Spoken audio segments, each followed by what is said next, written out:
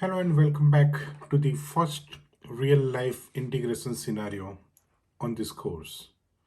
So, as we've discussed previously, now going forward, we are going to build upon various real life integration scenarios. We are going to take an example from an actual business case, right? So, and we'll build upon that. We'll use the knowledge that we have acquired so far using all of the different artifacts, and we'll start building the actual interfaces as if you're already working for an organization and you are working as an integration developer and you're being given this assignment, and we'll do this hands-on at the same time, right? So make sure you're following and you're doing this hands-on with me.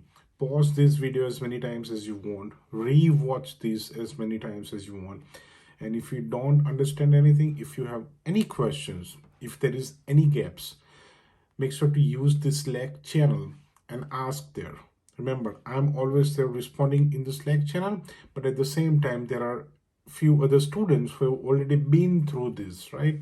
And who are already working in the industry as an integration developers or integration architect are there part of that group. So it's a very useful group. Make sure you use that for your help, right? All right, so let's go ahead and start with our first business case scenario, our first integration scenario that we'll build using the Azure integration technologies, right? So let's understand what is the requirement first of all, right? So let's understand what is the requirement, right? So let's assume you're working for a retail client, right? Your client is a retail company. They have their business as selling something via their store or via their online portal. It's a retail company that you're working for, and they have their own e-commerce platform where users go on their website and order stuff all the time, right? So this is very classic scenario, and it applies to almost any industry regardless retail or not, right? So we're starting with the smaller scenario, but we are going to build on top of this, right? So make sure you're understanding the business requirement correctly, because this is going to be enhanced in the next section and in the following videos and so on, right? So the initial requirement is that whenever somebody places an order on the website, right, that's your e-commerce website that's built upon a different technology, right? And the requirement is that whatever has been ordered, that needs to be updated in your ERP system. So let's assume your ERP is SAP or JD Edwards or Dynamics 365 or any other ERP system, right? Or a custom built ERP system. So your ERP system has an inventory module, which has the inventory information very much up to date to the minute, right? So whenever somebody orders something on your e-commerce platform, you need to make sure that that number of items have been reduced from the inventory system in your ERP, right? So that whoever needs to do the manufacturing, eventually they know that, okay, this is the quantity we have left with right now, right? This is very basic scenario and it happens all the time, right? So this is not the only action. Usually when you order online, it triggers multiple flows, right? It would trigger a flow to the warehouse system to start shipping that item. It would trigger a flow to the financing system to charge that credit card. It would, trigger multiple flows like this. One of those flows would be to update the inventory system, right? So let's go ahead and see how we want to achieve this, right? So here is our customer, and customer is using the e-commerce portal right now, and he's ordering something, and whatever has been ordered, that item and the quantity needs to be sent to the ERP system, which ERP system has an API for that. So you need to connect your e-commerce portal to this ERP API and enable this data exchange, right? But here is a challenge. Your ERP API needs only 4 fields. It needs the item number, it needs the quantity, and at what price it has been sold, right? And the order number. So it doesn't need a lot of details. It just needs these four fields, and it needs in a particular JSON format. Whereas your e-commerce portal, it deals with XML. So whatever is ordered, it is going to generate a series of XML files, and it is going to send it to various systems, right? So now you have a challenge. Your ERP needs JSON in a particular format with limited data. All it cares is that what was the order number, which item number, how much was the quantity, and at what price, right? And you need to build an interface that would do this change, that would do this transformation on the fly and connect these two systems so that the data can flow from e-commerce platform to your ERP system, right? So how do we plan to do this, right? So whenever you have a requirement, before you start on to coding, right, or working on the actual code set, you should first think through the design, right? So this is the flow. How do we want to design this? So in the current integration stack that we have, we are going to build a logic app, right? And we are going to build a logic app as an API. So when we say logic app as an API, that means the trigger of that logic app is going to be an HTTP trigger, right? That would make that logic app as an API. And then inside that logic app, we are going to do this transformation. We're going to receive the XML that would have a series of fields, and we would map them to the smaller JSON file. So we'll do this transformation, and then we will call the actual ERP API, right? Let's see how the data is going to look like.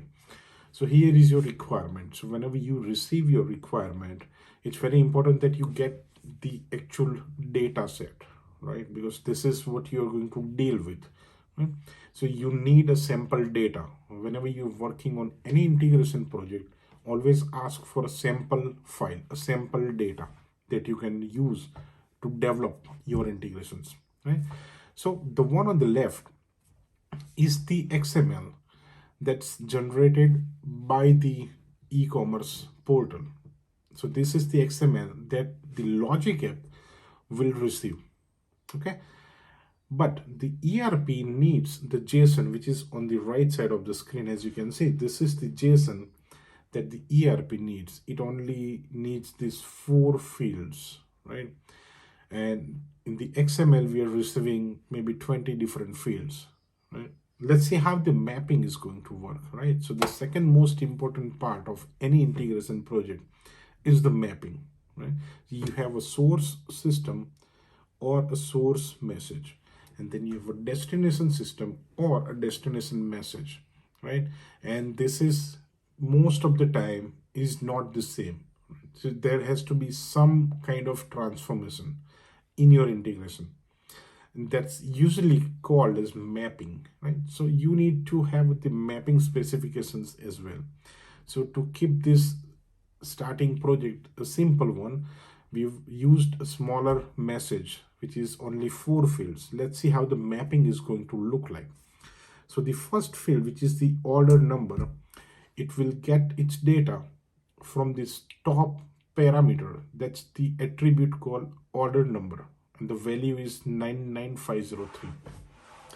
Okay, so whatever value we receive as part of this order number attribute, right, that would be automatically mapped to this order number in the JSON. And then the second field we need is a part number. Now the part number is part of this item section in the bottom of this XML, right? So here is the part number. The third one is the quantity, which is right after the product name. So the quantity would be mapped to this quantity. And the fourth field is US price. So whatever is the price in a US dollar for this item, right, that would be mapped to this fourth field. So this is how the mapping is going to look like. Let's go ahead and hop onto the Azure portal, and let's start building the logic app that would accept the HTTP request. This XML would be the request XML, and we'll see how we want to carry this forward, right? So let's go to the Azure portal and let's start by creating our logic app. Okay, so we are on the Azure portal, and be a little bit patient in these exercises, right? Because I don't want to break these videos into multiple videos. I would like you to do this exercise from the beginning to the end with me in one go, right? So you can pause this video or watch this again and again if you need to, but I'm keeping these videos intact for the entire exercise so that you can follow through the entire video in one go, right? So even though the video is going to be a little bit longer, have a little bit of patience and start doing it with me. Okay, so we are on the Azure portal. Let's go ahead and click on new resource, and we want to create a new logic app, right? Let's go ahead and search for logic app. So that's our new logic app. Let's click on create. Let's select the resource group CI 101. Let's give it a name. This is going to, so whenever you're naming any artifact, right, try to give it a descriptive name. So whoever comes and reads or works with the logic app after you go, right, after you're done development, if somebody else uses this, they should also be able to easily understand what this logic app does, right? So give it a friendly name, give it a name that's more descriptive. So I'm going to name this logic app ecom portal to ERP, and then the actual data that we are transmitting is items data, right? So I'm going to name it items. So this would tell me that ecom portal to ERP items. So items are being transmitted from ecom portal to the ERP. Okay, let's go. You can come up with your own names. There is no rule of thumb as such, right? But make sure it's more descriptive and user friendly. Let's go ahead and create this. And as soon as it's ready for us, we would click on the go to resource. There we go, go to resource. So it would take us to the template where we would start building this logic app. Okay, and this should be familiar by now because we've already built few logic apps in the past so far, right? And you also know that if we want to build the logic app as an API, we should start with the HTTP request. So here is the HTTP request as a trigger. So let's start with this trigger. Okay, so, and as soon as we save this, it would generate the endpoint, right? That we would eventually give it to the e-commerce platform. So they would use this endpoint and they will send the XML input to this endpoint API, right? So let's go ahead and save this. And as soon as we save, the endpoint has been created, right? So let's copy this endpoint and let's have the postman ready to call this logic app because we don't have the e-commerce platform with us. So what we are going to do is we will use the postman as an e-commerce platform. So we will trigger this logic app from the postman, right? Let's go to the postman, and in the new request, this is going to be a post, and let's copy. In the body, let's go ahead and copy the XML, right? So the raw body, and this is going to be XML, and we also have this sample request XML. Let's copy this in the postman, right? Okay, let's go back to the logic app. Okay, so we will receive the XML as an input here, okay? And then we have to call another API, the ERP API, right? Now we don't have the ERP system right now. So let's go ahead and create another logic app as an API that we will use as if it was an ERP API, right? So let's open the Azure homepage. Let's go to the Azure portal and let's create another API using LogicApps. So let's go to LogicApps. Let's create new, and I'm going to name this ERP API temp, because this is a temporary API we are creating so that it works as if it was an ERP API, right? And this is also going to be an HTTP request because it's supposed to be an API, right? So again, let's click on this HTTP request and let's save this. So the ERP API is ready, and this is the endpoint for the ERP API. Let's go ahead and save this somewhere. So ERP endpoint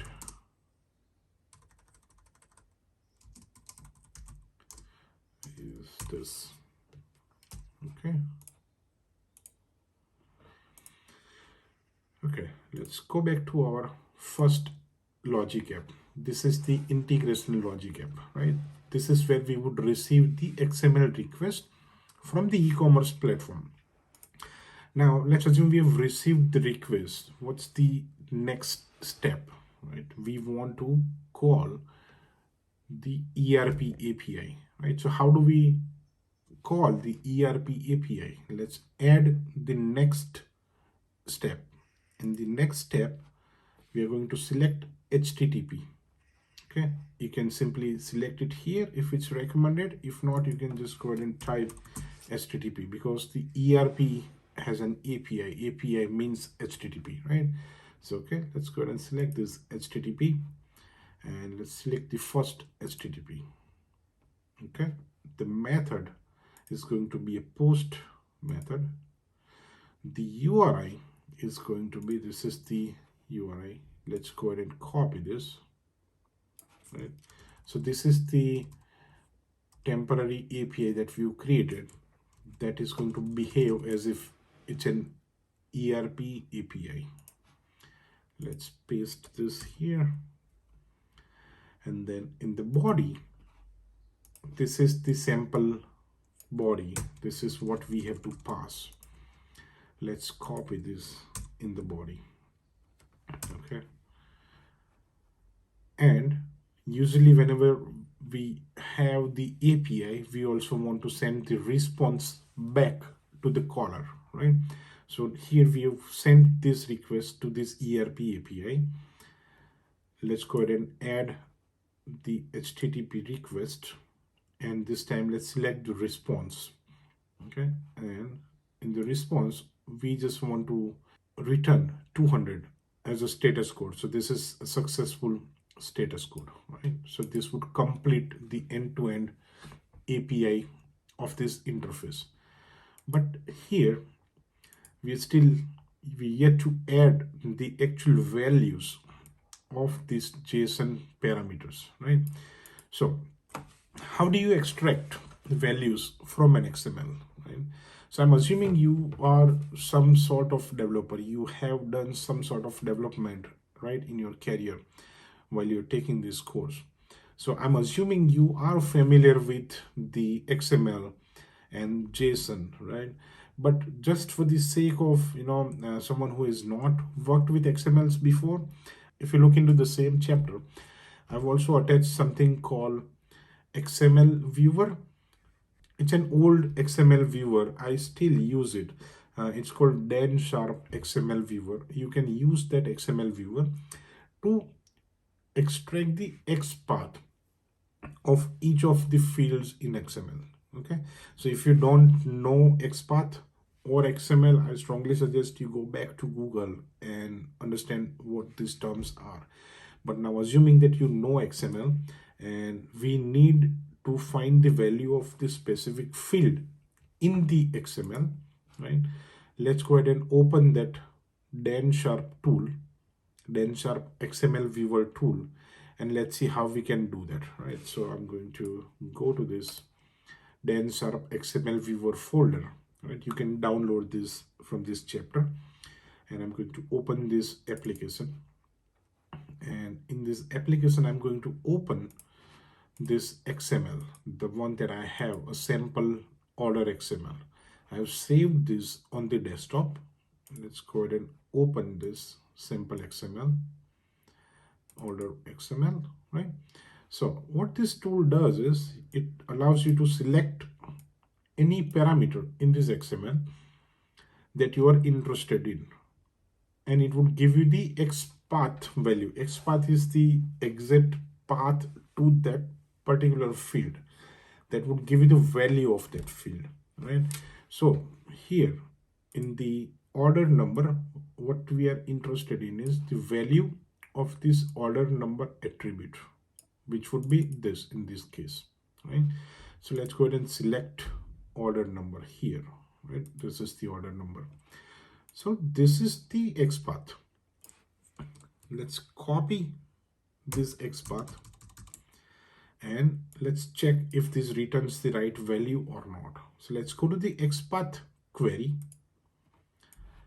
and let's paste this and execute.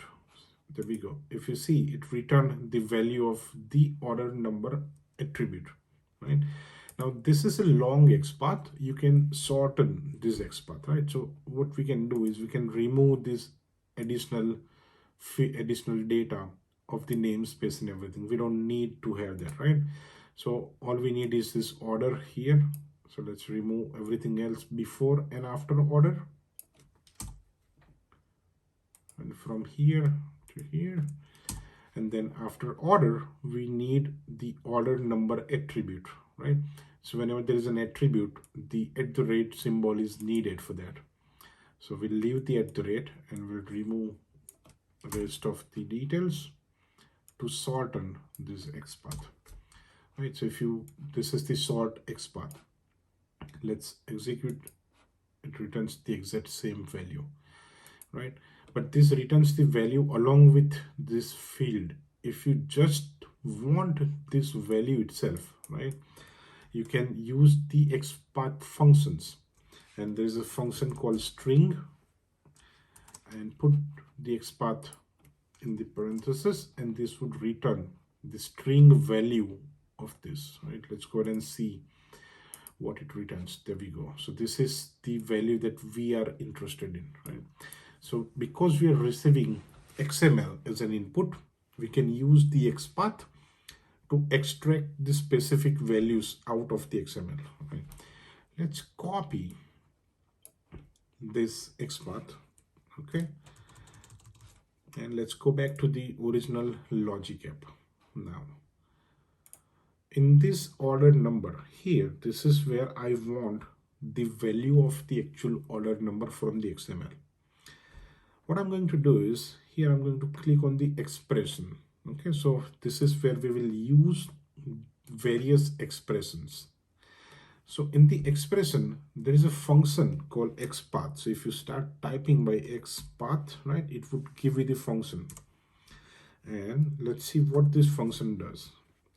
So this function needs two inputs. The first one is the actual XML itself, and the second input is the XPath, right? So in order to give the XML input, the first input that we received at the request, right, that was the entire XML body, right? The body is the XML.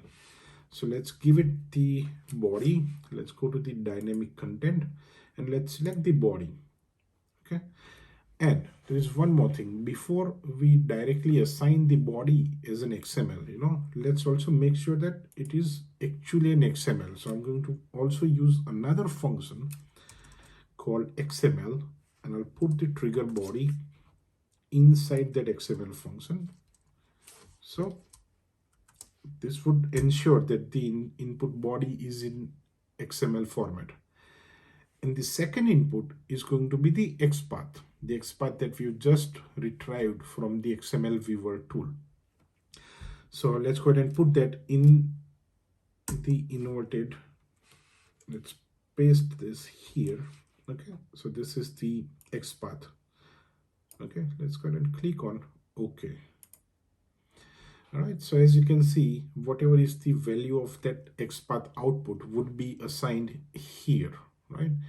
Let's do the exact same thing for the rest of the 4 items, right? So the second is the part number. So let's go ahead and find the XPath of the part number, which is going to be this one. Let's copy this. Let's paste inside the string, and let's remove the additional strings to shorten the XPath. So first one is going to be the order, second one is the item,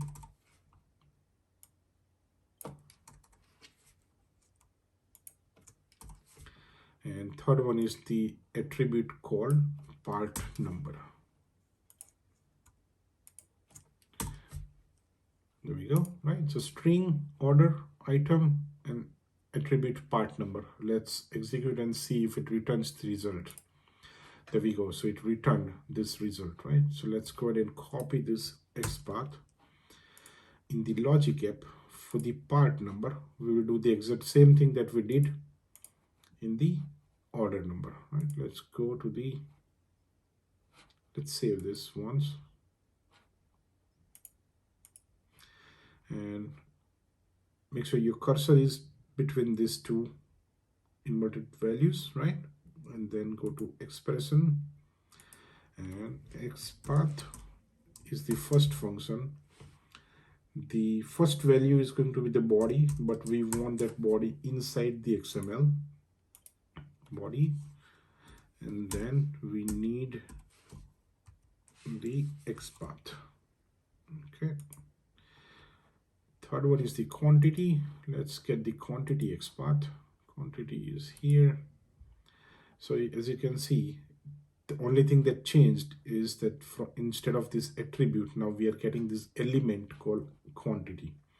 So I'm simply going to copy this quantity and let's replace this attribute, and it should return the quantity to us. So there you go, quantity 1, right? Let's copy this again.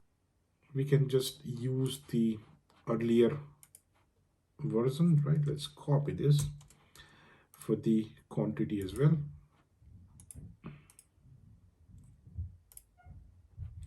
And let's just update the last field to be quantity. Update. And for the US price as well, let's copy the existing XPath. Let's paste the existing XPath here. But instead of the quantity, we want the US price, right? So let's copy this and update the XPath at the end to make it US price. Update. So this request would be sent to the ERP API, right? Let's go ahead and save this. So we've just built an entire interface. Even though this is very raw, we need to do a lot of things. We need to do the exception handling and a lot of testing. But we've just built an entire interface that would accept the XML order and then extract the values of the 4 fields that the ERP needs, and we'll call the ERP API via this HTTP action, right? All right, let's go ahead and call this API as if we are calling it from the e-commerce platform, right? Let's go to the Postman, and this is the XML that we are going to pass, right? And if everything is fine, we would go ahead and open the ERP API and we'll see what was received there. So first of all, let's go ahead and send this request. And we received 200. Okay, that means the logic app was executed successfully. If this was executed successfully, let's go ahead and open the ERP API and let's see the run history of the ERP API. That would give us the exact input that was received here. All right, so it was received, and let's see what was received exactly. There we go. This was the exact input that was received by this ERP API, right? So we've just built an interface that would receive this huge XML, right? And it would transform that XML into this smaller JSON file, and we'll send this JSON to the API exposed by the ERP system, right? So I understand this has been a very long video, long session, right? Make sure to, follow this from the very beginning. There are so many things we've touched upon, but this is a very basic scenario. In the upcoming scenarios, we're going to enhance the same scenario. We are going to take this further, right? We're going to advance this. So I hope this is all making sense to you, and I hope you're following this through, right? Do the hands-on. Go ahead and use the Slack channel if you have any questions. In the next video, we'll enhance this and we'll add another system as a recipient system in the same interface, right? Stick around. Thank you very much. I'll see you in the next video.